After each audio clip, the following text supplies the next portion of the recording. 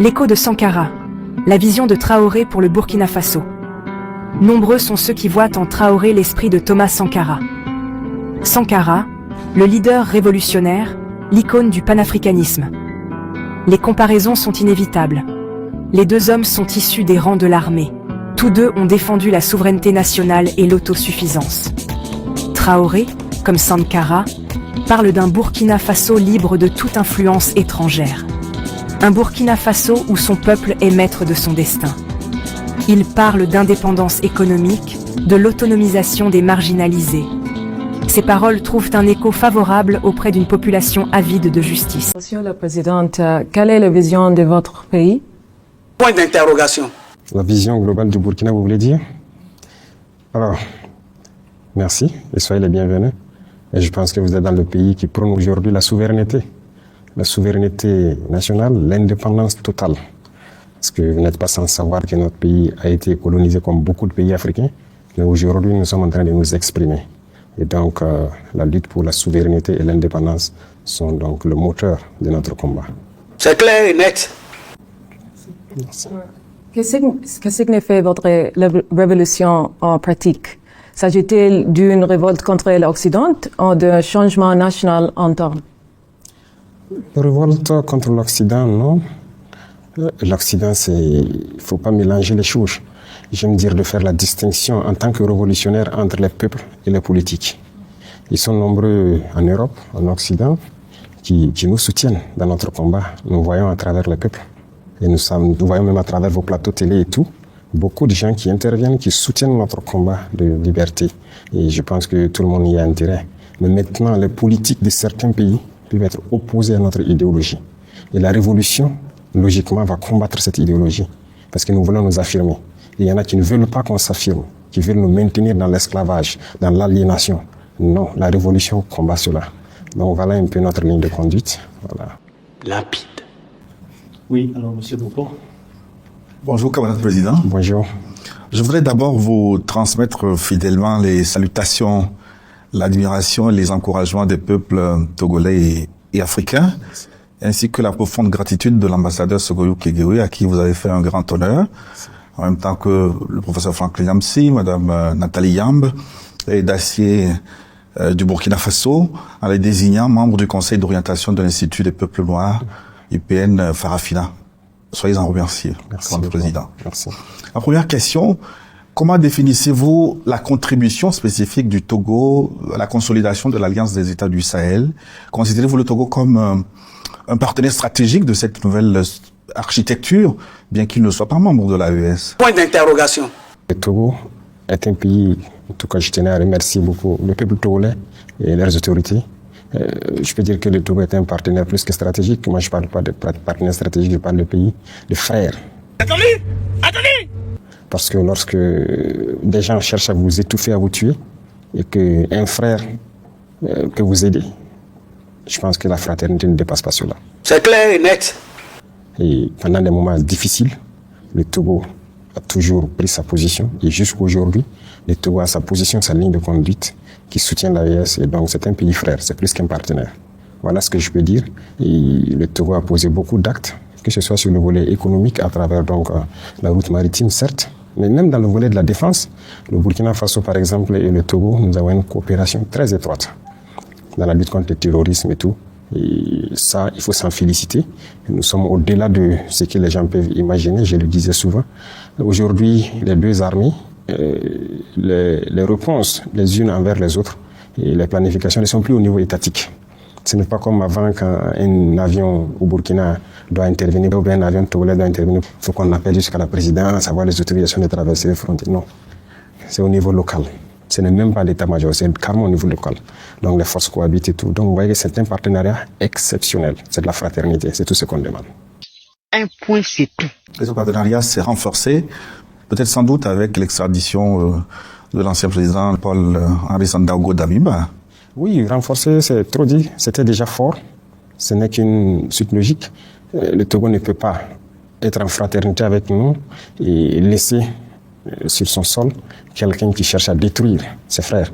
Donc c'est nous qui avons souhaité que le Togo les garde depuis longtemps, sinon ça n'a pas commencé maintenant, mais À un moment donné, avec des preuves assez accablantes, donc les autorités togolaises ont décidé de le renvoyer pour qu'il ne soit pas un obstacle à notre avancée. Donc ça aussi, c'est à saluer.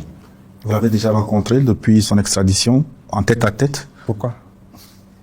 Non, je n'ai pas à le faire. Il est entre les mains de la justice, il entend des tout, et je ne l'ai pas fait. Excellence, on dénombre moins 5 tentatives de coup d'État contre vous. Qui veut vous tuer et pourquoi? Point d'interrogation. Vous avez dénombré 5, il y en a beaucoup plus. Il y en a beaucoup plus, c'est ce qui est peut-être dévoilé. Tous les jours, il y a des gens qui cherchent coûte que coûte à ce que nous ne soyons pas là. Ceux-là qui veulent nous voir disparaître, ce sont ceux-là que nous appelons les esclaves de salon. Ce sont ceux-là qui vendent l'Afrique, qui ne veulent pas que l'Afrique soit libre. Ce sont très souvent des Africains qui sont aliénés et qui sont exploités. Aujourd'hui, vous êtes Italien. Regardez le flux de migration qu'il y a vers l'Europe et surtout l'Italie. Et je tenais d'ailleurs à saluer vos autorités pour l'humanisme qu'ils font montre très souvent. Nous avons vu des pays qui, s'ils ne font pas exprès pour faire renverser les barques, ne vont pas les sauver. Mais il y a beaucoup d'organisations humanitaires en Italie qui font beaucoup de choses que je suis, que je salue beaucoup. Et beaucoup d'Africains sont en Italie. Mais nous, notre philosophie, ça nous fait mal de voir nos jeunes partir dans ces risques vers l'Europe. Le jeune Africain pourrait prendre son avion, aller faire son tourisme en Europe, un peu partout. Mais pas prendre le risque de monter dans une barque, se faire tuer dans l'océan éventuellement, pour atteindre l'Europe. Soi-disant, ils cherchent l'Eldorado, le travail, rien que pour survivre. Nous ne voulons pas voir ça. Nous voulons combattre cela. Nous sommes de ces dirigeants qui veulent créer les conditions pour que nos jeunes travaillent ici, au lieu d'aller se rester dans les rues des autres, à mendier. Et très souvent, il y en a qui arrivent à des comportements, pas en tout cas sains, et dans vos sociétés là-bas. Nous ne voulons pas voir ça. L'Africain n'est pas un sous-homme. Mais dans ce même cadre, les pays qui nous colonisent, qui veulent nous voir dans l'esclavage, qui veulent nous maintenir, ont leurs suppôts ici, leurs valets locaux, leurs répondants. Et ces gens sont prêts à tout pour nous voir éliminés. Et voilà malheureusement le contexte de l'Afrique. Et ces individus, tous les jours que Dieu fait, lorsque nous sommes vivants, ils ne sont pas contents. Et donc c'est un combat permanent et continuel. Vous n'avez pas aimé? Non, pas du tout. Qui sont les impérialistes? Les impérialistes, il n'y a pas un visage qu'on peut coller. C'est une mentalité. Ce n'est pas une question de couleur de peau. Je le disais tout de suite. Les peuples européens nous soutiennent beaucoup. Beaucoup de dirigeants européens nous soutiennent même d'ailleurs. J'ai entendu donc notamment un de vos dirigeants qui depuis longtemps a sonné la sonnette d'alarme, qui a dit que le fait que la France exploite l'Afrique avec son franc CFA et tout, crée ces vagues de migration vers les pays européens, notamment vers l'Italie. Elle a parfaitement raison. C'est la situation comme ça. Donc, vous voyez que c'est en Europe, mais tout le monde ne comprend pas la chose de la même façon. Donc l'impérialisme, c'est l'individu qui veut dominer l'autre, qui veut maintenir l'autre dans l'esclavage, qui opprime les autres. Il peut être noir, il peut être blanc, il peut être africain, il peut être européen, il peut être américain, il peut être asiatique, il peut être de toutes les nationalités. Mais tout individu qui a cette envie-là d'opprimer les autres, de maintenir les autres dans la domination, c'est un impérialiste. C'est clair et net. La liberté individuelle peut-elle être intégrée et votre révolution une vue d'une souveraineté totale, la liberté d'aimer qui l'on veut, d'exprimer librement, de s'opposer à votre pouvoir? Ah oui, voilà quelque chose où vous avez très bien fait d'être venu, c'est-à-dire quelque chose que les médias mainstream, ce qu'on appelle, passent le temps à mentir en Europe. Comme si ici, les gens se promenaient avec des haches et des gourdins. Lorsque tu ouvres la bouche, on te frappe. C'est faux, hein? Il y a la liberté. Chacun est libre de dire ce qu'il veut, de donner son opinion et tout. Même sur nos chaînes de télé, vous voyez des gens qui donnent leur opinion. Mais la liberté a ses limites. Par exemple, nous sommes un pays en guerre. Nous n'allons pas permettre à qui que ce soit de démoraliser nos troupes pendant qu'ils sont sur les champs de bataille. C'est clair et net. Ça, nous n'allons pas permettre. Nous n'allons pas permettre aux valets locaux de l'impérialisme qui sont parmi nous de vouloir saboter notre lutte pour ramener notre pays entre les griffes de ces impérialistes-là. Limpide. La liberté d'un individu, comme on l'a dit, ça s'arrête là où la liberté de l'autre commence. Sinon, vous n'avez pas une société. Autant vous êtes libre de dire ce que vous voulez, lui aussi il est libre de dire ce qu'il veut. Et quand vous commencez à chacun à dire ce qu'il veut, ça finit par quoi? la bagarre. Est-ce qu'on s'assoit, on laisse notre société aller dans le déclin? Non. Même ceux-là qui disent qu'il y a liberté d'expression, il n'y a pas de liberté en réalité. Alors, nous prenons les Français, les autorités françaises, pour ne pas mélanger avec la population française. Est-ce qu'il y a la liberté d'expression en France? Il n'y en a pas. Attendez! Attendez! Si vous ne vous alignez pas dans l'idéologie des autorités, on vous chasse sur les plateaux télé. Il y a des journalistes qu'on chasse. Ou bien, on a vu Alain Foucault, dernièrement les Claudicia, qui ont été chassés des RFI. Ce sont des journalistes, non? Qui ont vécu des décennies dans la radio. Pourquoi on les chasse? Leur opinion. Donc il n'y a pas de liberté d'expression là-bas même. Regardez aujourd'hui les guerres qui se passent. Est-ce que vous êtes fou en tant que journaliste, aller faire un certain reportage? Ça ne va jamais passer. Quand la guerre Russie-Ukraine a commencé, on a cherché beaucoup de médias russes en France. C'est ça la liberté d'expression? Non. Chaque liberté a ses limites. Quand les paysans, les gilets jaunes et autres sont sortis, on les a bien tabassés. Ils ont voulu exprimer leur opinion pour dire à l'État, il faut une certaine politique pour que nous puissions vivre. Nous, ici, on prend soin de nos paysans. Non, nos paysans n'ont jamais marché quand on les a tabassés.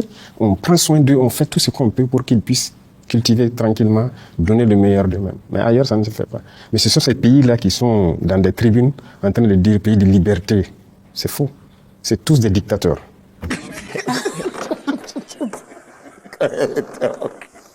Leur liberté, c'est vis-à-vis de l'Afrique.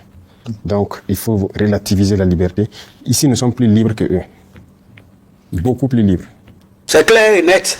Alors, derrière les tentatives de déstabilisation que vous évoquiez tantôt, il est souvent dit que les mains de certains pays voisins se cachent derrière pour appeler un chat, le Bénin, la Côte d'Ivoire. Est-ce que les relations ont évolué avec ces pays voisins? Est-ce que vous êtes prêts à une désescalade et à quelles conditions, camarade président? Point d'interrogation.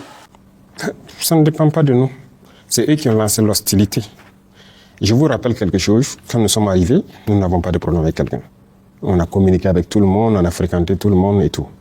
Mais c'est un jour, par exemple, j'étais assis. Le ministre de la Défense me dit que les Ivoiriens ont envoyé une note de retirer tous leurs élèves de nos écoles. L'académie, le PMK, l'ENSO, vous voyez. Mais j'ai dit, mais il y a quoi? Et puis ils retirent tous leurs élèves officiers et sous-officiers et tout. Aucune explication. Il dit, mais préparez donc à la réciprocité pour faire venir nos enfants, parce qu'on ne sait pas qu'est-ce qu'ils ont derrière la tête et qu'ils font cela. Voilà le point de départ. Le premier acte posé par les Ivoiriens. Nous aussi, on a fait rentrer donc nos élèves et on a laissé partir les élèves. Et petit à petit, on a commencé à voir les actes d'hostilité vis-à-vis de nous. Pas de souci. On prend le Bénin et autres. Nous, on n'a pas provoqué quelqu'un. Mais on a tous vu, quand encore ils ont voulu transporter une guerre dans notre région, mais qui était au devant? Le président Ouattara est sorti qu'il va envoyer un bataillon, il a tout préparé et tout. Nous attendons son bataillon toujours. Je suis en position d'attente. Si tu ne connais pas ta place, ton petit va te débrancher. Le président Bénin a dit qu'il faut la force, ils vont faire la force, ils vont faire la guerre. Nous attendons. Moi, quand quelqu'un me fait quelque chose de mal, je rends. Un point, c'est tout. Je ne connais pas d'autres formes de négociation. Nous sommes prêts à faire la guerre aussi. Il n'y a pas de désescalade possible tant que les mentalités sont comme ça. Celui qui cherche, il va trouver. Un point, c'est tout. Je ne connais pas d'autres formes de négociation. Donc ce n'est pas nous qui avons commencé. Si les gens ne sont pas assez intelligents pour laisser encore les impérialistes venir les dire « tuez-vous entre frères noirs », qu'on y aille. Un point, c'est tout. Si c'est la solution pour atteindre l'indépendance, nous sommes prêts. Mais personne ne va nous asservir encore. Je ne connais pas d'autres formes de négociation.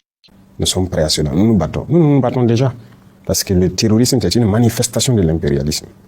Donc, ne parlez pas de désescalade tant que la mentalité n'a pas changé. C'est clair et net. Un point, c'est tout.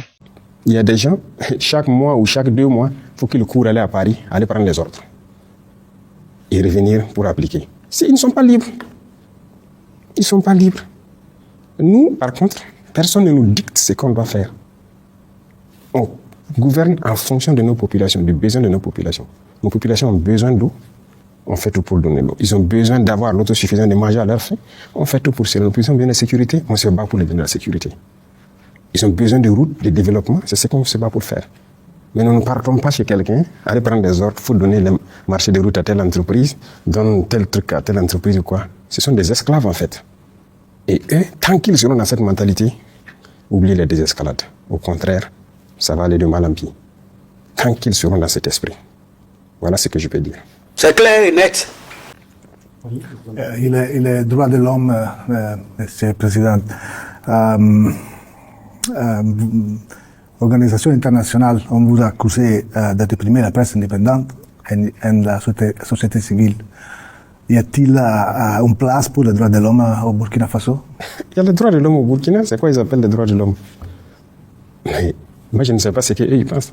Vous savez, personne ne va venir ici financer des gens, les endoctriner pour détruire nos pays. Ça n'aura pas lieu. Vous savez, il y a combien d'ONG au Burkina? Vous pouvez imaginer, faites des recherches. C'est même pas des centaines, hein. C'est beaucoup. Je ne vais pas vous donner de nom. Faites des recherches. Cherchez chaque ONG fait quoi. Vous croyez vraiment que c'est humanitaire? Donc il y a des choses comme ça qu'on combat. On dit qu'on combat les droits de l'homme. C'est ça les droits de l'homme? Nous, on lutte contre le terrorisme pour sécuriser nos populations. Donc on donne le droit de vie à nos populations. C'est le premier droit, non? Le droit à la vie. C'est clair et net. Est-ce qu'on ne lutte pas pour les droits de l'homme? On se bat pour que les écoles qui sont fermées ouvrent, pour que les enfants puissent aller à l'école. Le droit à l'éducation, ce n'est pas le droit de l'homme? Qui se bat pour nous? Qui nous aide? Point d'interrogation. Ces mêmes gens qui piègent tous les jours que les droits de l'homme, personne ne nous a donné une seule cartouche pour lutter contre le terrorisme qui tue nos enfants, pour lutter contre le terrorisme qui ferme nos écoles, qui détruisent nos écoles. Ça veut dire que les terroristes luttent contre les droits de l'homme, nous on lutte pour les droits de l'homme, et eux ils encouragent les terroristes qui luttent contre les droits de l'homme. Point d'interrogation. C'est eux qui le disent. Et je vous parlais tout de suite de certaines choses qui se passent en Europe et tout. Mais c'est là-bas qu'ils luttent contre les droits de l'homme. Sinon, ici, les droits de l'homme existent. Et retenez quelque chose, les droits de l'homme viennent d'Afrique. Hein. Ça ne vient pas d'ailleurs. Ça vient d'Afrique et d'Afrique de l'Ouest ici. Les premières chartes qui parlaient des droits de l'homme, c'était ici, dans la Confédération AES, plus précisément au Mali. La charte de Kourou-Kanfou. Kourou-Kanfou, hein. Donc les droits de l'homme étaient connus par les Africains. On était bien organisés, une société bien organisée, chacun avec ses droits, même les droits des femmes. C'est en Afrique que les droits des femmes ont existé. C'est clair et net. Ailleurs, ça n'existait pas. Et c'est eux là qui peuvent nous parler des droits des femmes ou des droits de l'homme. Ils ne connaissent aucun droit. Qui parle des droits de l'homme? Qui a bombardé les enfants en Libye tués? Point d'interrogation. Qui bombarde les enfants un peu partout, largue les bombes sans distinction, tuer des enfants et trucs. C'est ça les droits de l'homme? Point d'interrogation. C'est pas ce que nous on fait. Nous on lutte pour la vie de nos populations. On les protège. Nos soldats meurent pour les protéger. On fait tout pour ouvrir nos écoles, pour les éduquer.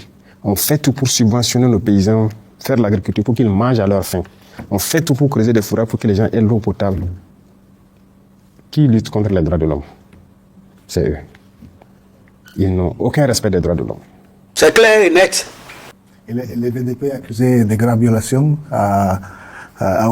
où sont les investigations promises? Ceux qui disent que les VDP sont accusés de graves violations, ils ont présenté quelles preuves? Nous-mêmes, qui avons pris des VDP dans certains actes, ils sont en prison. Ces VDP-là sont en prison. Et ils savent où ils sont. Et nous avons dit, quiconque, ça c'est pas quelqu'un, écoutez, nous sommes majeurs. Hein. Nous sommes majeurs. Il ne faut pas que quelqu'un va nous voir comme des sous-hommes. Nous savons ce que nous faisons. Et c'est cette mentalité aussi qui est dangereuse. Parce que souvent, certains dirigeants en Occident et tout là, voient les Africains comme des sous-hommes. C'est clair et net. Et donc, ils viennent ici comme si ils doivent nous apprendre des choses. Je vous ai dit que le droit à la vie, c'est nous, on enseigne ça au reste du monde. Personne ne nous enseigne ça. C'est clair et net. Donc, c'est vrai qu'il y a eu quelques petits problèmes avec certains VDP. Il y en a qui ont fait des bavures et autres. Ils sont en prison. C'est sans état d'âme avec ça. Maintenant, tout ce qu'ils disent là, ils ont eu quelle preuve? Rien. C'est nous, quand les gens nous accusent, on fait les investigations. Et très souvent, on part trouver que c'est ce qu'on appelle la perfidie. Les terroristes, ils viennent, ils font des massacres dans des endroits, avec souvent nos tenues. Même souvent, on dit que c'est l'armée. Et puis ils partent. Ils sont venus dans les tenues de l'armée. Oui, mais c'est pas nous. Ils mettent nos drapeaux, tous nos insignes, et puis ils viennent faire. Et les terroristes publient des vidéos de ça. Mais pourquoi ils ne nous voient pas? Les terroristes publient sur les réseaux sociaux des vidéos où ils sont dans nos tenues, dans nos accoutrements et tout. Ils partent faire des actions. Et puis après, ils filment donner à ces gens, à ces individus-là pour dire que ce sont des forces armées. Ils sont bien au courant parce que c'est eux-mêmes qui partent là-bas. Comment ils ont fait pour avoir le canal avec les terroristes, pour avoir des images? Point d'interrogation. Comment ils font? Et il y a des gens même qui ont le culot de nous dire qu'ils ont filmé. Je me rappelle une fois, une ONG qui, par image satellite, ils ont vu des Maliens en train de commettre les forces maliennes en train de commettre des exactions. Ils n'ont même pas honte. Ils n'ont pas l'intelligence de savoir que ce qu'ils disent n'est pas bien. Pourquoi je dis n'ont pas l'intelligence? C'est parce qu'ils voient le noir toujours comme un sous-homme. Sinon, si vous avez la capacité d'avoir des satellites pour voir des forces en train de commettre des exactions, mais vous n'avez pas de capacité d'avoir des satellites pour voir les terroristes. Alors, qui trompe qui? Vous nous insultez alors. Ici, tout notre combat, c'est pour la survie de nos populations et leur sécurité. Et on vit bien. On vit bien, on est en bonne harmonie. Sinon, bon, on ne pourrait pas aller où on veut. Et voilà, on ne pourrait pas agir. Et vous pouvez vous balader au Burkina. Hein. Vous pouvez aller partout où vous voulez. Vous allez voir ce qui change au Burkina, qu'est-ce que les populations apprécient de notre révolution et tout. Et ça vous fera beaucoup de bien. Attendez! À l'issue d'une réunion tripartite tenue récemment à Cotonou entre les chefs d'état-major des armées de Côte d'Ivoire, de France et du Bénin, un des officiers, en l'occurrence le chef d'état-major de France, a déclaré que depuis votre prise de pouvoir, la situation sécuritaire s'est fortement dégradée, on dirait même catastrophique. Que répondez-vous à cet officier, Monsieur le Président? Il est français, non? Qu'il s'occupe de ses oignons.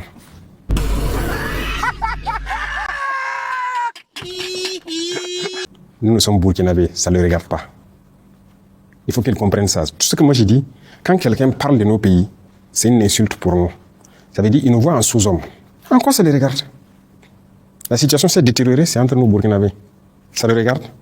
En rien. Qu'il s'occupe de ses oignons. Et il reste chez lui. Il a quoi à mettre sa bouche dans les affaires du Burkina? Ou bien il est la puissance de colonisation toujours. Qu'il le dise haut et fort, que c'est lui le maître colon et que nous sommes des esclaves. Voilà pourquoi il met sa bouche dedans. C'est clair et net. Sinon, pourquoi il parle du Burkina? En quoi ça le regarde? Point d'interrogation. Ils étaient ici. Moi, je les ai cherchés, ils ont quitté ici en début 2023. Ils étaient là. Quand ils quittaient ici, là, Bobo Ouaga était coupé. On ne pouvait plus s'élever à Ouagadougou, les deux capitales, aller là-bas. Les terroristes étaient là. Koumbia, quoi, tout était attaqué. Koudougou, les gens sont rentrés jusqu'à côté de Koudougou, 5 km. Tout était encerclé. La RN16 qui relie des zones de Togo, qui pouvait prendre la route? Mais ils étaient là, non? Avec tous les hélicoptères, les chars et tout ce qu'il faut, la technologie, les drones, les satellites. C'est des incapables alors. Point d'interrogation. Aujourd'hui, nous on circule tranquillement, librement. Et la dernière fois, il y a des ambassadeurs de l'Union européenne et certains pays européens qui ont dit est-ce qu'ils peuvent tourner? J'étais surpris de les voir à la télé. Ils partent un peu partout, ils se baladent dans le pays. Moi, je pars où je veux.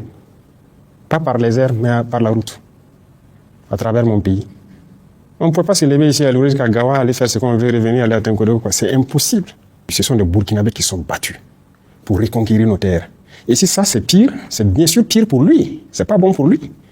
Notre avancée là, c'est dangereux pour la France. C'est dangereux, c'est pas bon qu'on reconquiert nos terres. Donc, comprenez qu'il a raison. Quand il parle, c'est pas pour notre bien à nous, c'est pas pour notre peuple, c'est pour eux leur bien. Et ils nous veulent dans l'insécurité. Et qu'ils viennent.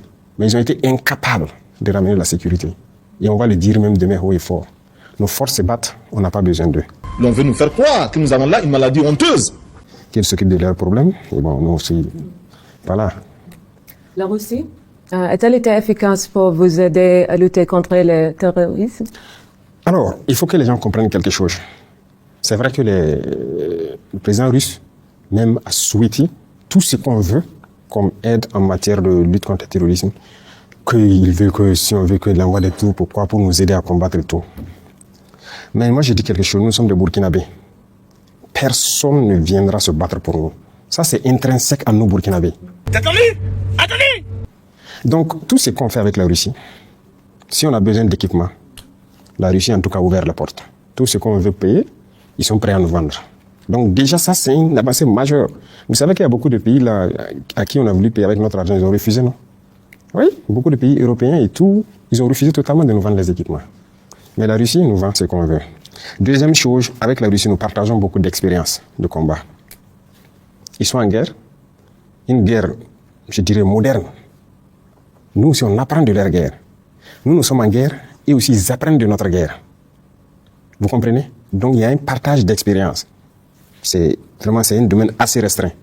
À part ça, personne ne nous aide sur le terrain. Ce sont les soldats burkinabés qui se battent, qui reconquièrent nos terres et qui continuent de progresser. Personne ne sait comment ça avance. Même la formation, on se forme entre nous. Personne ne forme l'armée burkinabé. Voilà. Parce que nous avons un concept, j'aime le dire aux gens, je le dis tout de suite. Vous, les Européens et autres, vos armées là, est-ce que c'est Dieu qui est venu vous montrer comment on fait la guerre? Les gens à qui on parle une fois, ils comprennent. Il y a des gens à qui on a besoin de répéter plusieurs fois. Et puis il y en a qui ont besoin qu'on prenne un burin pour leur faire entrer les choses dans la tête. Est-ce que vous êtes plus intelligent que nous? On a le même cerveau. Donc nous aussi, on va développer la guerre avec notre guerre que nous avons. Personne ne vient nous former. Et personne ne sait faire mieux cette guerre que nous. Ça, je peux vous le dire. Si des armées européennes viennent ici affronter les terroristes dans nos conditions, ils vont mourir. Un point, c'est tout. Je ne connais pas d'autres formes de négociation. C'est nous qui connaissons cette guerre, c'est nous qui la menons, c'est nous qui nous formons à faire cette guerre. Il faut que les Africains arrêtent de croire que, comme si Dieu a envoyé un messie pour apprendre aux autres comment faire la guerre, et c'est eux qui doivent venir nous apprendre. Pourquoi? On peut payer un équipement chez vous, qui est technologique, vous venez nous apprendre à utiliser l'équipement. Après ça, vous partez.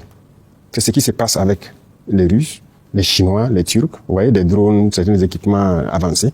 Quand on paye, ils viennent, mais c'est généralement quelques mois, ils nous apprennent à utiliser l'équipement, et puis après ça, le contrat est fini, chacun rentre chez lui. Mais sur les champs de bataille, c'est burkinabé. Ce sont nos terres, et c'est nous, on va se battre pour nos terres.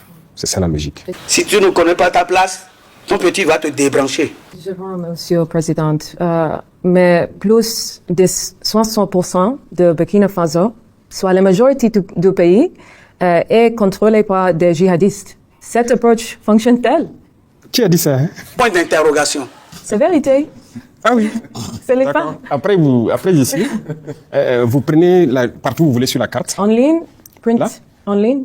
En ligne? En ligne, vérité, le fait. Regarder des informations sur Internet. Ah oui. Voilà, c'est ça, ce sont les mêmes là. Les mêmes médias, les mêmes gouvernements là.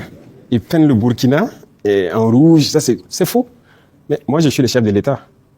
Ou bien tout de suite on vient de discuter les tentatives d'assassinat et tout. Citer une ville. Il y a juste quelques villes que je n'ai pas encore visitées. Moi je pars partout. Et tout le monde part partout. Donc au nord, il y avait une bande qui était sous contrôle. Je viens de dire, les forces sont jusqu'à Pétékoulou aujourd'hui. À l'est, à la frontière vers le Bénin, nos forces ont pris Nadiagou il y a 1 ou 2 semaines. À l'instant là, ils sont à Pognou, à côté de chez vous. C'est où on ne peut pas partir. C'est du mensonge, ils mentent. Tout est archi faux. Si c'était tel que vous le dites, on fait le tour du Faso ici, non? On roule, non? À vélo, non? On organise nos événements, non? Il y en a même qui disaient la dernière fois que Djibo a disparu, Djibo est tombé. Pendant le même temps, il y avait une compétition de football à Djibo qui a été clôturée il y a quelques jours. Ils mentent. L'art de mentir, c'est dans les médias occidentaux. Beaucoup de ces médias mainstream, comme j'aime dire, ils ne font que mentir pour vous vendre de fausses informations et croire que tout va mal. Au contraire, beaucoup de choses vont bien ici.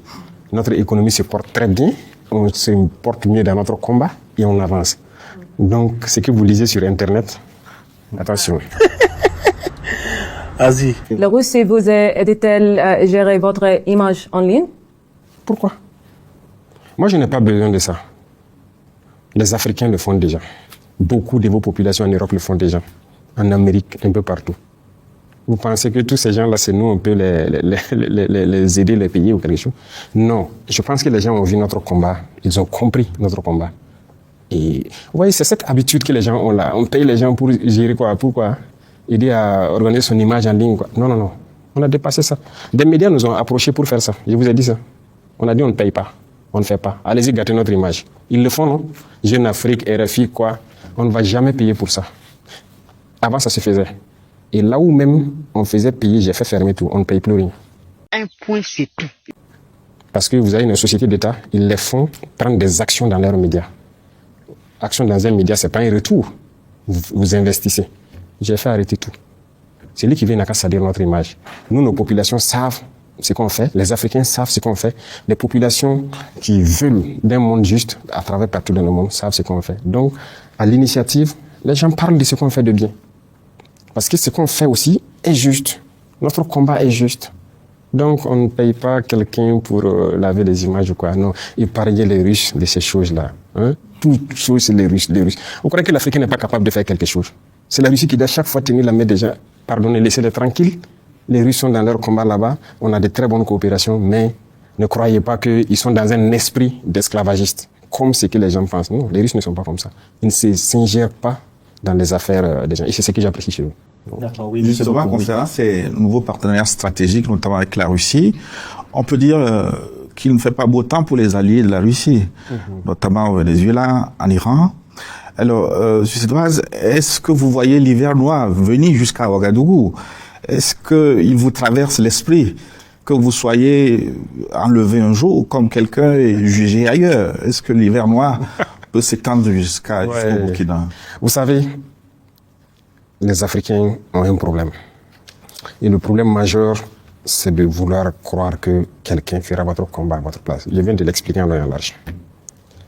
Nous, comme ça, dès le début, je vous ai dit, on a eu toutes les propositions, pas de la Russie seulement. Hein. Beaucoup de pays nous ont proposé d'envoyer des troupes pour nous aider et tout. Nous avons dit non. Non et non. Parce que j'ai conçu une mentalité chez les chefs militaires et tout. Notre combat, c'est nous d'abord. Notre sécurité, c'est nous d'abord. Limpide. Personne ne viendra le faire à votre place. Si quelqu'un vient le faire, ce ne sont plus vos terres de un. Si quelqu'un doit assurer votre sécurité pour vous, ce n'est pas votre sécurité. On vous tient. C'est clair et net. Et si vous devez apprendre à faire la sécurité autour de vous par quelqu'un, ça veut dire qu'il connaît vos procédures, il connaît tout. Vous comprenez? Et si vous faites une alliance, croire qu'en cas de cas, c'est l'allié qui doit venir se battre, vous avez tout faux. C'est clair et net. Et moi, je passe le temps à le dire. À ceux qui sont proches de moi ou à ceux qui sont loin, il faut compter sur soi d'abord. Et quand vous comptez sur vous-même et que vous développez votre outil, vous n'avez pas peur a priori. Donc ça, c'est très important. Donc on ne compte pas. S'il y a des alliés de la Russie qui ont compté sur la Russie pour des événements, c'est leur problème. Moi, je ne compte pas sur s'il y a un événement particulier ici, qu'aux premières heures, la Russie soit là ou pas. Non, je ne compte pas sur ça. Le seul soutien que la Russie peut apporter, quand je veux payer quelque chose pour me défendre, qu'il accepte mes vannes. C'est tout. Mais on ne demande pas à des alliés de venir se battre pour mourir pour vous. Pourquoi? Vous n'êtes pas des humains? Mais si vous réagissez comme ça, c'est comme vous mettez un humain de seconde zone. C'est-à-dire que vous n'êtes pas des humains au même titre que les autres. Mais c'est l'erreur que beaucoup de gens commettent. En voulant, voilà. Même comme des chefs d'État, leur sécurité est assurée par d'autres nationalités. C'est pas sérieux. Deuxième chose, comme il y a des chefs d'État, quand c'est leurs propres hommes qui assurent, ils les envoient former ailleurs. Ça veut dire que nous, on est dépourvus d'intelligence pour développer quelque chose. Si tu envoies ta sécurité à les former ailleurs, ça veut dire que ces gens maîtrisent ta procédure. Ils maîtrisent tout autour de vous. Donc vous n'avez rien fait en fait. Vous êtes assis, croyant que vous êtes habillé, mais vous êtes nus.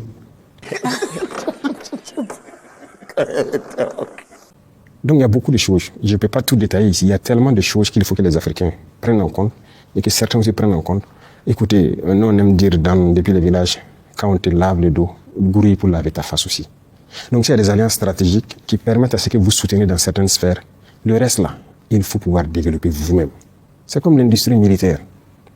On est là en Afrique, on est assis. Moi je dis oui, on a payé urgemment des équipements pour contenir notre menace et faire notre guerre. Mais vous croyez qu'on va continuer comme ça? En tout cas pas le Burkina. Parce que notre mentalité est différente. Désormais, nous allons produire l'équipement militaire. Pour nous, ici les gens veulent, on va les vendre. Parce que je suis convaincu d'une chose, on a des cerveaux aussi, on réfléchit, on n'est pas bête. Mais si vous comportez d'une manière, c'est vous-même qui montrez aux autres que vous êtes bête. Vous ne produisez rien et vous n'avez même pas l'intention de produire quelque chose. Vous ne développez rien, que ce soit tactiquement ou techniquement, vous partez toujours vous adresser aux autres. Mais vous n'êtes pas des humains. Il ne faut pas compter sur les autres. Comptez sur vous-même d'abord. Et ça, c'est à l'échelle individuelle au Burkina.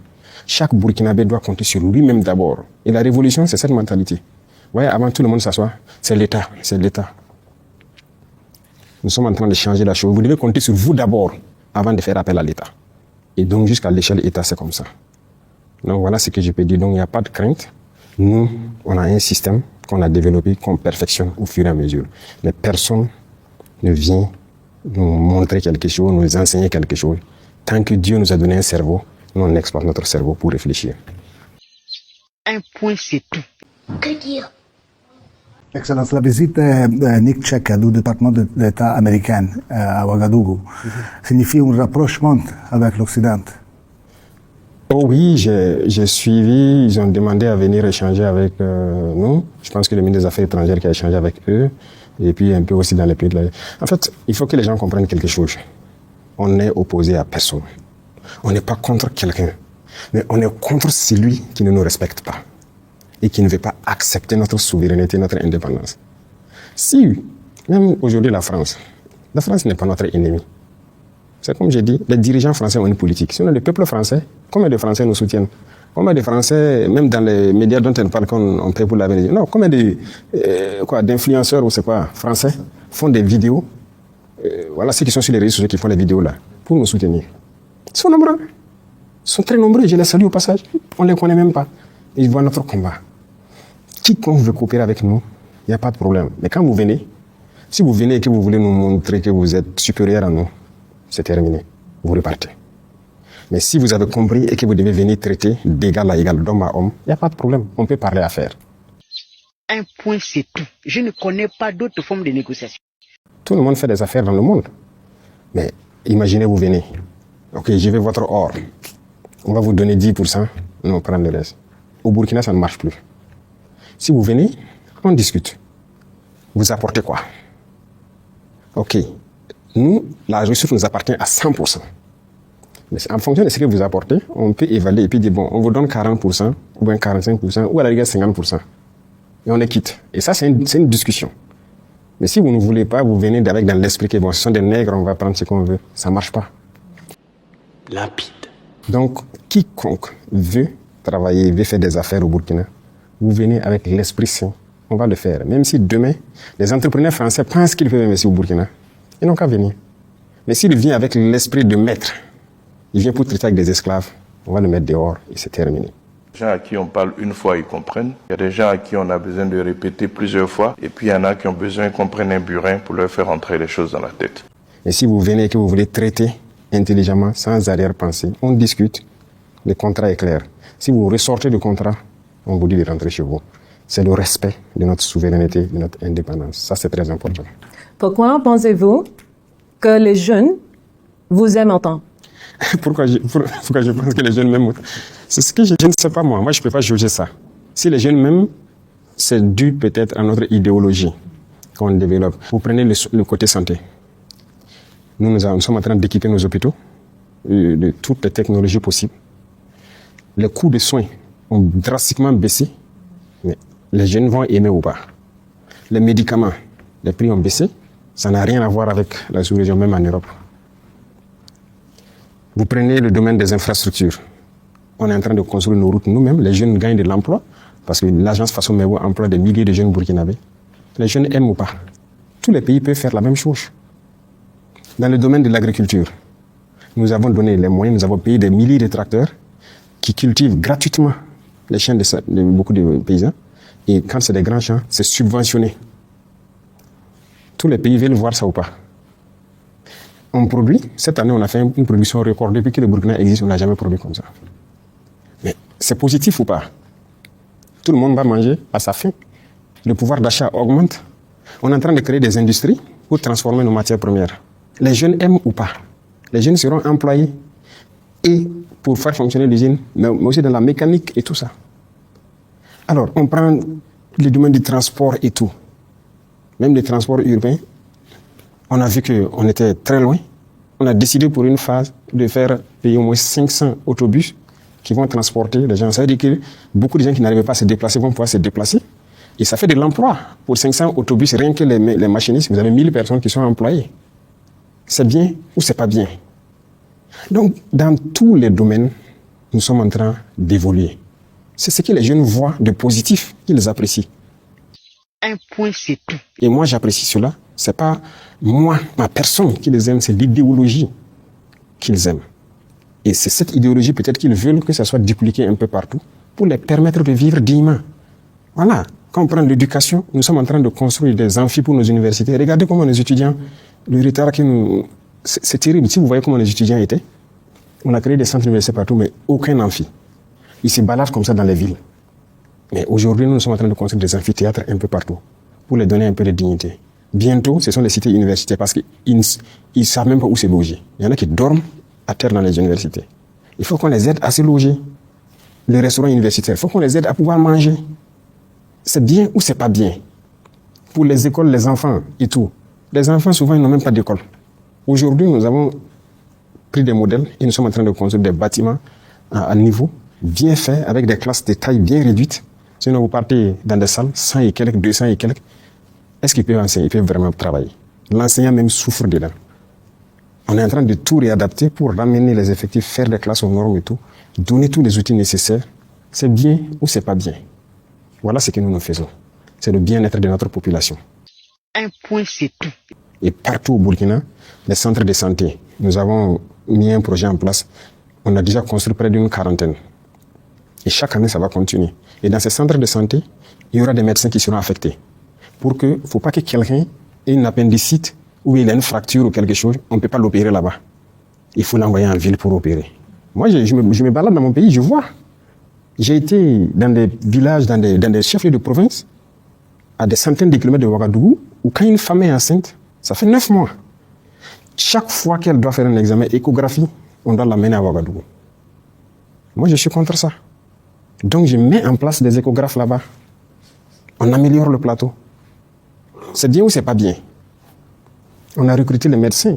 C'est la première fois, mais d'ailleurs, c'est en Afrique, ça fait 1000 fois 5. On a fait un programme de 1000 fois 5 des spécialistes pour les affecter partout, pour que les soins soient rapprochés des populations. C'est bien ou c'est pas bien? Est-ce que vos médias en parlent de ça? Tout ce que je cite, il y en a tellement. Maintenant, ils ne parlent pas de ça. Ils prennent notre carte en rouge. Notre pays est disparu. Rien ne va ici. Tout. Vous comprenez maintenant pourquoi j'ai dit que, en fait, il y a la liberté ici, il y a tout ici. Mais ils ne veulent pas ça. Comme ça, on s'épanouit. Ce n'est pas bien, ils ne veulent pas ça. Donc, il faut salir notre image. Sinon, vous pouvez vous balader. Tout ce que j'ai dit, c'est vérifiable. Voilà. Et ça, c'est ce que la jeunesse veut voir. Et c'est ce qu'on est en train de faire. C'est clair et net. Camarade le Président, certainement que si vous êtes adulé par les jeunes, ce que vous incarnez pour une grande partie de cette jeunesse africaine, un espoir de dignité et de réveil. Alors, mais l'espoir peut aussi engendrer une impatience immense. Oui. Alors, quel message de vérité adressez-vous à ces jeunes qui vous regardent depuis Bobo, Zignare, Kaya, Lomé, Bamako, Dakar ou Abidjan, et qui attendent que l'Afrique de votre génération soit enfin celle des résultats, camarade président? Point d'interrogation. Je ne peux pas prétendre, en fait, que mon idéologie, si je peux dire, se répande d'un coup sur l'Afrique. C'est au peuple de prendre les responsabilités partout. C'est clair et net. Et je le dis, et d'exiger de leurs dirigeants certaines choses. Il y a des dirigeants qui sont compromis. Ils nous appellent et nous disent souvent, vous êtes sur la bonne voie, mais nous, on ne peut pas faire comme vous. Parce que bon, voilà, c'est difficile. Il y en a qui ont les richesses en Europe là-bas, dans les banques et tout. S'ils s'amusent, on bloque tout, bien mal acquis. Et moi, je dis à certains, ayez le courage de sortir, de dire à vos peuples, bon, écoutez, en tout cas, nous, on s'était mal comporté, on avait volé, j'ai tant de milliards dans les banques en Suisse, là-bas ou pas là-bas. Mais désormais, j'accepte de travailler pour vous, pardonnez-moi, et on repart sur de nouvelles bases. Un point, c'est tout. Il y en a aussi qui ont été compromis par les mêmes affaires que vous voyez, Epstein et quoi là. Ils partent chaque fois en Europe, on les loge dans les hôtels, on les a filmés dans des situations compromettantes et on les tient avec ça. Vous faites ça ou bien on va sortir ça. Un scandale contre vous. Hey, ayez le courage de dire à vos populations, bon, en tout cas, moi j'ai merdé, mais pardonnez-moi, tout le monde merde. Et puis bon, on repart sur de nouvelles bases. À défaut de ça, que les jeunes se réveillent et exigent. Ce que nous on fait là, c'est pas extraordinaire. Mais ils peuvent aussi exiger ça de leurs dirigeants. Le Burkina n'est pas le pays le plus riche. Mais c'est quoi on fait? Quand on prend des infrastructures routières, c'est quel pays en Afrique, surtout en Afrique de l'Ouest ici, qui a une bonne infrastructure routière, un réseau assez dense? On n'a pas. On a toujours besoin de construire nos routes, par exemple. Ce qui est fondamental. Quand les gens partent en Europe, là, toutes les villes, toutes les rues sont bitumées. On est content, on se balade, on fait des selfies dans les rues en Europe, aux États-Unis et tout. On ne peut pas faire ça ici. C'est clair et net. Bon, tout le monde voit que nous sommes en train d'acquérir beaucoup de machines pour le faire nous-mêmes. Et les gens savent que dans un futur proche, on va faire un grand bond. Parce que si on va rester dans les marchés, faire venir les entreprises, on ne peut pas. Donc on paye nos machines, on a confiance en notre jeunesse, on les met au travail. Mais tous les pays peuvent le faire. C'est clair et net. Pourquoi ils ne le font pas? Donc les jeunes doivent trouver le mécanisme d'approcher, premièrement de manière très pacifique, leurs dirigeants et les dire voilà ce que nous voulons comme truc. Il faut nous faire travailler avec des solutions concrètes et les amener à le faire. S'ils ne le font pas, il faut trouver une manière de les mettre la pression pour le faire. Maintenant, si le dirigeant est incapable de le faire et qu'il est enchaîné autour de lui, qu'il ait le courage de le dire et puis il démissionne. Un point, c'est tout. Sinon, moi, je ne peux pas, comment je vais dire, par une magie, faire changer les choses. Les jeunes sont impatients, c'est vrai. Quand je prends le Burkina, chacun veut que, par exemple, quand je prends les brigades qu'on est en train de faire pour construire les routes, on a commencé par Ouaga et Bobo, ensuite Koudougou, Tenkodogo, Kaya. Mais il faut que les autres soient patients. Ça vient. Tout le monde aura sa brigade, tout le monde aura ses routes. Mais je ne peux pas faire comme ça d'un claquement de doigts. Donc il y a d'abord de la patience, il y a la méthode. Beaucoup de gens veulent voir tout en même temps, en un coup. C'est impossible. On vient de très loin. Et j'aime dire aux gens, nos pays sont dans les années 1800. Il faut qu'on accepte ça. C'est clair et net. Se donner encore une vision et lancer la machine avec un peu de patience. Donc la jeunesse sur-régionale, c'est de trouver la formule, en tout cas, de faire la jonction avec les dirigeants, de les amener à faire ce qu'ils veulent. Et voilà, il y a beaucoup de choses. Ce que nous on fait quand on nationalise certaines unités industrielles et quoi, les gens ne comprennent pas. Mais c'est un courage qu'il faut aussi. Au Burkina même, il y a des gens qui ne savaient pas, des unités industrielles qui existaient, il y en a qui ne savaient pas que ça n'appartenait pas au Burkina. C'est quand on a commencé à reprendre le contrôle un peu, que des intellectuels même se rendent compte que, donc cette unité-là n'appartenait pas au Burkina. Pourtant, ça ne nous appartient pas. Et c'est à la jeunesse de revendiquer que l'État reprenne ses responsabilités. Nous, on cultive le coton. C'est les autres qui fixent le prix du coton. Parce que même nos sociétés qui gèrent le coton et tout, ne nous appartenaient pas. Et aujourd'hui, on est en train de construire de grandes unités industrielles pour que si on prend le coton brut comme ça, jusqu'à la finition, c'est nous. On veut nous faire croire que nous avons là une maladie honteuse. Une maladie à cacher. Alors, qui trompe qui? Tout le monde peut le faire. Donc personne ne viendra nous fixer le prix du coton parce qu'on transforme. Au lieu de vendre le coton, nous on va vendre le fil, si vous voulez. Sinon on vend les tissus, si vous voulez. Le coton rentre dans les soins un peu partout, les compresses. On paye tout de l'extérieur, mais c'est notre coton. L'Afrique peut le faire. Il y en a qui sont premiers producteurs de cacao, mais ce n'est pas eux qui fixent le prix du cacao. L'Afrique doit se réveiller. Et l'Afrique doit chercher la connaissance et se réveiller. Et chercher la connaissance, c'est chercher à savoir beaucoup de choses sur notre vie, notre identité. Et quitter l'ignorance. Et c'est à ce seul prix que nous allons redevenir nous-mêmes, nous développer. Et maintenant, que les gens nous voient aussi comme des humains. Sinon, pour l'instant, je suis au regret de le dire, il y a des États africains, mais leur manière de faire et tout ce qu'il y a, on ne peut pas nous respecter. Ça, c'est compliqué. Que dire? C'est pas possible. Donc voilà un peu ce que je peux dire à cette jeunesse, que ce soit burkinabé ou africaine. Il faut qu'on se réveille. C'est possible. C'est possible. Croyons en nous. C'est possible. Tout le monde a un cerveau. Tout le monde peut faire au-delà de ce que vous faites. Vous êtes journaliste. Si vous puisez bien dans votre tête, vous pouvez être un ingénieur mécanicien peut-être. Vous pouvez être un ingénieur électricien. Moi, je suis convaincu d'une chose. Dieu a donné la capacité à tout le monde. Et il ne peut pas être figé sur une seule chose. On peut faire beaucoup de choses. Et c'est ce que j'essaie de booster au sein de la jeunesse. Je rencontre beaucoup de jeunes. Et je les encourage à développer beaucoup de choses. C'est possible. On nous a endormis. Regardez les réseaux sociaux. C'est ça qu'on nous a servi. On dort. Réveillons-nous. Limpide. Oui, Monsieur le Président, l'Afrique doit se réveiller, vous venez de le dire. Le Burkina Faso est peut-être sur le chemin, justement, 1 an après la proclamation de la révolution progressiste populaire. Quelle adresse vous avez donc à l'endroit de cette jeunesse dont on vient de parler et du peuple burkinabé dans son entièreté? Alors, je reviens sur certains mots encore. Il faut que les Africains arrêtent de se leurrer. La démocratie telle qu'on nous l'a dit, ne développe pas. C'est faux. Tous les peuples sont passés par une révolution avant d'arriver à la démocratie. Et comme je dis aux gens, si on se met en tête que nous sommes dans les années 1800 par rapport aux pays développés, il faut une vraie révolution. Révolution dans le comportement, c'est-à-dire le mind, révolution industrielle, révolution dans tous les secteurs pour essayer de créer et devenir nous-mêmes, pour rattraper ce retard. Sinon, la démocratie telle qu'on nous flatte, vous voyez beaucoup de nos intellectuels qui ont été à l'école. Démocratie, ils ne savent même pas ce que c'est.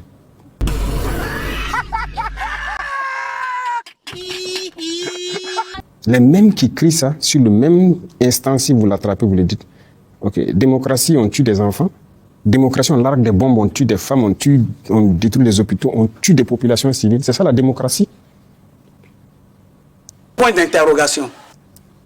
Ils font comme s'ils ne voient pas ça. Là, ils ont les yeux fermés.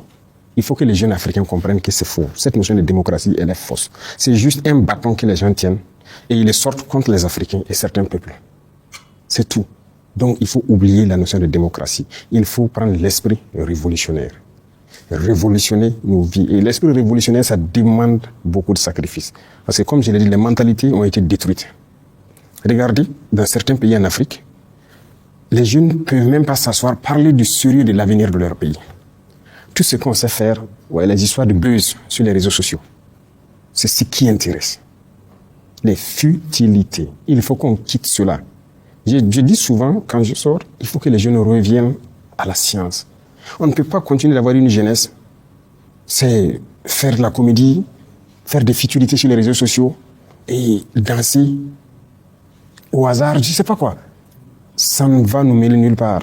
Et quand vous regardez les soi-disant influenceurs ou quoi, ceux qui font les vidéos, qui font ces conneries-là, c'est-à-dire il est là, ou bien une fille, elle est là, elle danse seulement, c'est là-bas qu'on suit. C'est des millions de vues. Mais un jeune qui est assis, qui est en train de montrer comment un engrenage peut être fabriqué ou quoi, la mécanique ou bien comment un truc de médecine, un outil, il n'est pas écouté. Là-bas, vous n'allez rien trouver. On ne regarde même pas ces pages-là. Ou bien un jeune qui conscientise, qui fait des vidéos pour éveiller les consciences, très peu suivi. C'est clair et net. Mais l'Afrique ne peut pas s'en sortir comme ça. Je suis désolé. Si on continue comme ça, on restera esclave pour toujours. Ce sont des vérités. D'autres vont dire même qu'un chef d'État ne doit pas dire ça, c'est cru, c'est truc. Ces mêmes intellectuels-là, demandez-les. Ils sont allés faire l'école des chefs d'État là où? Pour dire ce que le chef d'État doit faire ou ce que l'État doit faire, ce que l'État ne doit pas faire. Point d'interrogation. Croyons en nous. Et il faut aussi qu'à une certaine sphère, on donne l'occasion aux jeunes de s'exprimer. Quand je dis l'occasion de s'exprimer, c'est quoi? On a une très mauvaise habitude en Afrique. Quand vous voulez donner un travail à un jeune, l'expérience. Il n'a pas l'expérience. Il n'a pas l'expérience. On n'a pas confiance aux jeunes. Mais il va avoir l'expérience où? En Europe, il y a des jeunes de 19 ans, des jeunes qui créent des choses et qu'on leur donne l'occasion de faire. Mais ici, l'expérience. La dernière fois, j'ai taquiné, je disais à un ministre, parce que dans nos procédures de marché ici, j'ai fait supprimer le marché similaire, c'est-à-dire c'est l'expérience du marché. Et si vous ne donnez pas l'occasion de faire le premier marché, comment est-ce qu'il va faire? Moi, j'ai fait supprimer ça, j'ai fait supprimer beaucoup de conditions. Il y a un ministre qui disait il faut être prudent, c'est quoi. Il dit c'est à nous de mettre tout en œuvre pour que le jeune soit droit et faire ce qu'il doit faire. Mais si vous dites l'expérience, est-ce que vous avez l'expérience de ministre avant que je vous nomme ministre? Vas-y. Et les gens ont ri. Mais arrêtons avec ça. Ayons confiance aussi aux jeunes, donnons-leur c'est-à-dire la chance de s'exprimer. Et ça, c'est important. Si on se réveille et qu'on a confiance en nous et qu'on nous donne l'espace, moi, je pense que l'Afrique peut s'en sortir. Le cas échéant, il ne faut pas se flatter. Tout ce qu'on fera, en fait, on va créer nos petits Eldorado. C'est-à-dire quelques pays vont se développer, mais la grosse masse n'ira nulle part. On continuera d'aller mourir dans l'océan. Et voilà. Que dire? Non, vraiment, je préfère vous laisser. Parce que le Burkina seul, si je prends le cas du Burkina, si nous seuls, on se met à se développer, pourquoi on prêche pour tout le monde? Nous, on ne peut pas accueillir toute la masse africaine qui veut travailler. C'est impossible. Mais si on ne le fait pas ensemble, on fait comment? Donc tout le monde a intérêt à se réveiller. Et moi, je pense qu'un avenir meilleur est possible. L'Afrique a toutes les potentialités. Tout. Il n'y a aucune explication qu'il y ait du pétrole en pagaille au Niger, au Mali ou quoi, et qu'il ne se développe pas dans peu de temps, comme ces pays du Golfe qui ont des pays de pétrole ou quoi aussi. Il n'y a aucune explication. Il n'y a pas d'explication qu'on ait l'or ici et certains produits qu'on ne peut pas se développer comme certains pays aussi en Europe qui ont rien que ces ressources-là. Il n'y a aucune explication. C'est la gouvernance. Et la jeunesse a son mot à dire, sans manipulation, avec respect et trucs, il doit pouvoir le faire. Le cas échéant, il faut une révolution. C'est clair et net. Un point, c'est tout. Je ne connais pas d'autres formes de négociation. Merci, Monsieur le Président. Donc, nous sommes au terme de cet entretien. La première à avoir réuni ici au Palais de Koulouba des médias burkinabés, africains et occidentaux. Donc, au Palais de Koulouba, comme je le disais. Merci encore pour cette ouverture à la presse et pour toutes les réponses apportées aux préoccupations de mes confrères. Chers confrères, merci à vous également merci. Pour l'intérêt. Voilà, chers téléspectateurs, merci à vous d'avoir suivi de bout en bout cet entretien avec le chef de l'État, le capitaine Ibrahim Traoré. Vous avez apprécié cette vidéo? N'oubliez pas d'aimer, de vous abonner et d'activer la cloche de notification. Restez curieux et continuez à questionner le monde qui vous entoure. À la prochaine, prenez soin de vous.